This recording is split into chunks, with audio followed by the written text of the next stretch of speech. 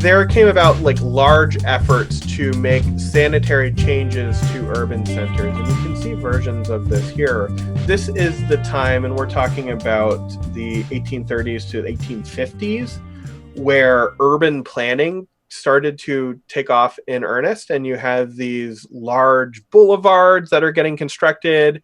Urban downtowns like in Paris and London are getting spread out as much as they can. And you cannot kind of ignore in all of this that the poorer areas are just kind of getting gutted in favor of these parks.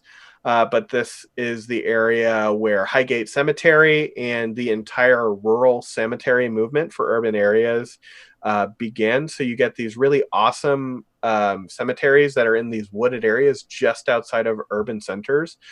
If you are in Windsor, Vermont, you can go to the Ascutney Cemetery and see a version of this rural cemetery kind of movement, even in rural Vermont. But Central Park in New York is a really stark version of this, where you have this huge area of trees and water and grass that is just completely surrounded now by skyscrapers. And you can imagine that there were probably other people living there at that time. That is also very wealthy area. Wait a second. I got another monkey question. Okay. Are there...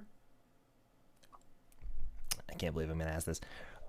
Are there dead people buried in Central Park? Is it a cemetery? Because I've never heard of... I didn't think so. I mean, there could be dead people buried in Central Park. It is not part of a sanctioned... dead people in Central Park. Yeah. It is not a sanctioned event. Okay, I didn't think so, but the monkeys back here wanted to know. So, these immediately had effects on public health, bringing sanitary conditions, and with this also came municipal sewer and street sweeping efforts. Specifically in New York, you see the Sanitation Commission wearing these like stark white pressed outfits to show how clean they're making the areas. And this definitely had an effect on public health. It just did not necessarily have an effect on the transmission of respiratory diseases, which is what they thought they were doing. And in all of this, there are some early sanitation heroes that we should talk about their efforts, because they kind of led towards a better understanding of how these diseases are transmitted. So you have John Snow. Oh, that's the wrong John Snow.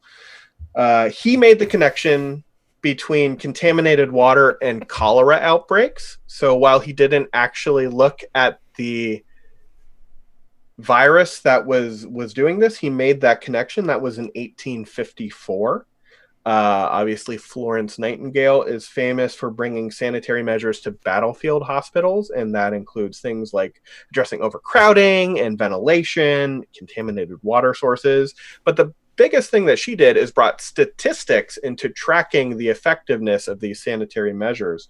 So over a 5-year period, she was able to track the 5-fold decrease in mortality rates in these hospitals because of sanitary efforts that were brought to them. And extremely on everyone's mind right now is Ignaz Semmelweis, which he has I can't get it out of my head. Yeah, he's got an interesting forehead, for sure. And a great name. And a pretty good mustache. But he is the person that brought hand washing to the medical profession. What a guy. Right. So he made the link between poor sanitation in hospitals and the high mortality rate in women who gave birth in them, because this is at the time when women are just starting to give birth in hospitals rather than at home. And this is in 1851. And those deaths were due to something called puerperal fever. So he started these hand washing protocols, and he was using chlorine washes and things like that before going into like a delivery room. And he also brought just basic sanitary procedures to hospitals. And even though he was able to show a decrease in these instances of fever, his ideas were just thrown out as ridiculous and never caught on. And now there is something called the Semmelweis reflex, which is the rejection of new knowledge because it contradicts a more entrenched belief. So eventually, hand washing did catch on, and I encourage all of you to wash your hands very often for at least 20 seconds. The Semmelweis way. You do not need to use chlorine in that washing. Soap and water is fine. But these are the people that kind of kept sanitary measures going, but this was still definitely within the miasma theory. We still thought bad air was doing this. So the sanitary efforts were to get rid of bad air rather than fight anything specifically. So did Semmelweis think that the miasma was attaching itself to your hands? Or like where was that air to physicality translation? So there's a lot in that question.